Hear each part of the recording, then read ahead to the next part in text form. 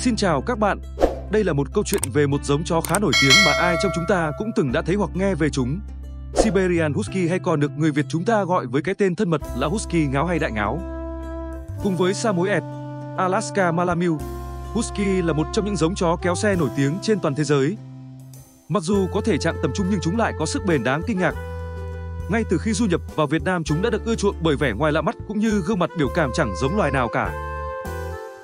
Husky được chọn nuôi làm thú cưng trong nhà vì đáng yêu, hiền lành. Đặc biệt là chúng có khuôn mặt vô cùng biểu cảm, làm cho người ta cảm thấy yêu ngay từ cái nhìn đầu tiên. Video này sẽ giúp bạn hiểu rõ hơn về giống chó đại ngáo siêu dễ thương này.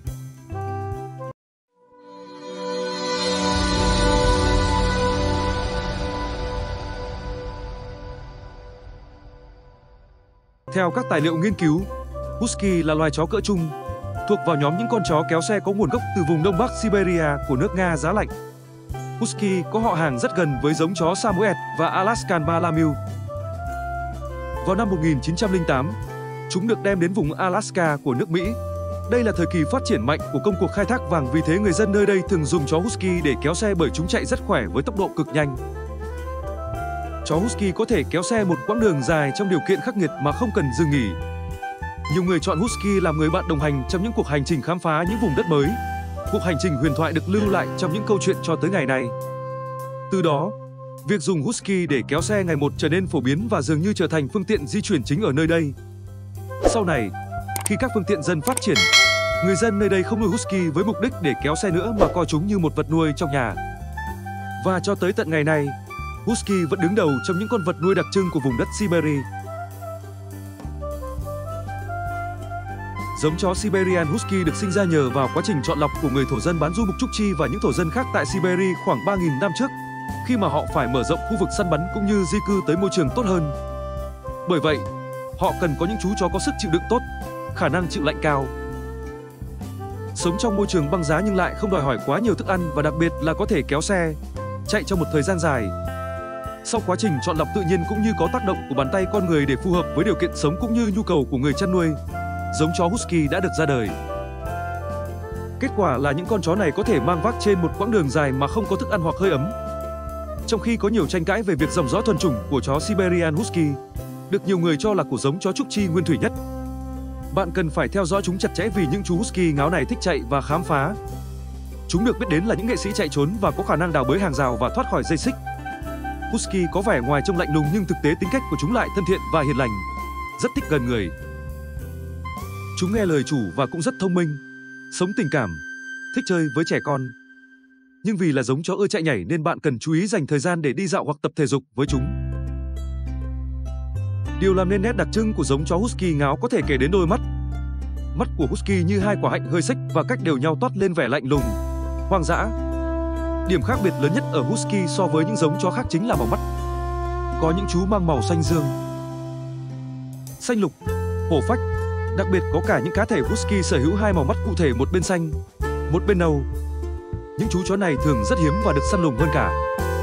Màu mắt tựa như những viên ngọc sáng làm tôn lên vẻ đẹp huyền bí của giống chó kéo xe vùng Bắc Cực này. Lông của giống Husky gồm hai lớp và dài hơn đa phần lông các giống chó khác. Lớp bên trong ngắn, mềm và bao phủ toàn bộ cơ thể, trong khi lớp lông bên ngoài thì dài, cứng hơn và không thấm nước, có thể dùng để cách nhiệt cho cơ thể. Nó giúp bảo vệ chúng khỏi cái lạnh khắc nghiệt vùng băng giá và cản nhiệt vào mùa hè. Chúng có thể chịu được cái lạnh từ âm 50 độ C đến âm 60 độ C, khoảng từ âm 58 độ F đến âm 76 độ F. Chó Husky thay lông lót thường xuyên và lớp lông dày của chúng cần được cắt tỉa hàng tuần. Chó Husky có thể sở hữu tất cả các màu lông từ màu đen cho tới màu trắng. Những màu kết hợp phổ biến nhất bao gồm đen trắng, đỏ trắng, xám trắng, nâu đỏ trắng. Nhưng tất cả các chú chó Husky thuần túy đều có đặc điểm nhận dạng là phần mặt và bốn chân đều có màu trắng. Sở dĩ chó ngáo được so sánh với giống chó sói bởi lẽ giống chó này có tổ tiên là loài sói Siberia. Khi thoáng nhìn qua bạn sẽ thấy đôi mắt của chó Husky dài và đôi mắt xếch về phía mang tai trông chẳng khác gì một chú sói xám hung tợn. Nếu như những loài chó khác thường lấy tiếng sủa để giao tiếp với nhau thì Husky ngược lại, chúng kế thừa đặc tính của loài sói hoang dã, rất ít sủa và thay vào đó thường hú nhiều hơn. Tiếng hú của chúng có thể vang xa đến 15 km. Đó là cách mà chúng giao tiếp với chúng ta. Với Husky, tiếng hú dễ phát hiện ở xa hơn sủa, giúp Husky tìm thấy nhau dễ dàng hơn. Mặc dù Husky đã thuần hóa không còn cần phải hú để giao tiếp với nhau ở khoảng cách xa nữa, nhưng Husky vẫn tru lên vì nhiều lý do. Có thể do đói, do muốn được quan tâm hay đơn giản là chúng thích thế. Với tổ tiên là loài sói Siberia nên thừa hưởng đặc điểm này không có gì là quá ngạc nhiên cả. Nên bạn nào thấy Husky hú đừng hiểu nhầm chúng là chó sói nhé.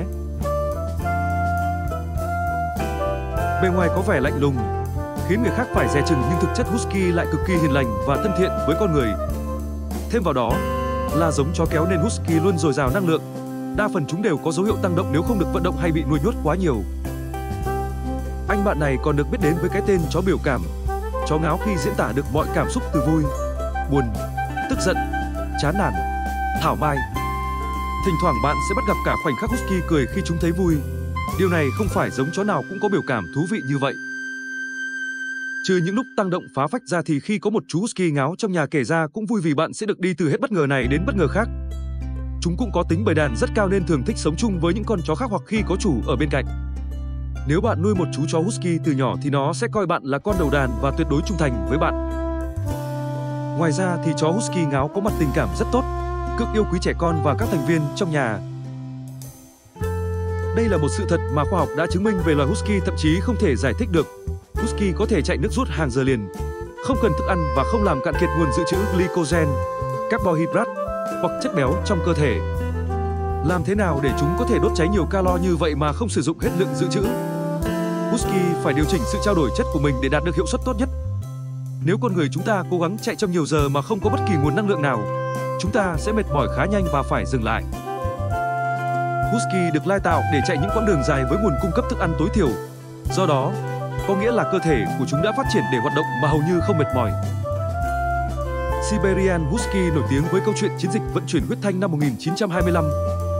Năm 1925, thị trấn Nome thuộc bang Alaska, Mỹ là một nơi xa xôi hẻo lánh, quanh năm chìm trong băng tuyết. Bấy giờ, phương tiện nhanh nhất và đáng tin cậy nhất của người dân là những xe trượt tuyết do chó kéo. Không lâu sau, dịch bệnh bạch hầu ập đến thị trấn Nome. Nhiều đứa trẻ rơi vào cảnh thập tử nhất sinh. Do bệnh nhân quá đông, bão tuyết lại đang hoành hành, khiến mọi đường vận chuyển thuốc đều bị vô hiệu hóa. Thị trấn Nome quyết định tổ chức tìm kiếm những con chó kéo xe giỏi nhất, thành lập một đội chó chở thuốc kháng sinh về từ Nenana, cách Nome 600 dặm. Đội chó của Steele được chọn nhưng khi lấy thuốc trở về, đội chó bị lạc. Thấy thị trấn Nome dần mất hy vọng cứu sống bọn trẻ bị bệnh, Gunnar Carlsen và đội chó của mình mà dẫn đầu là Banto quyết định lên đường tìm lại đội chó chở kháng sinh. Vượt qua bao hiểm nguy bằng trí thông minh và sự kiên trì, bền bỉ, Banto đã dẫn đội chó kéo xe mang thuốc kháng sinh về thành công.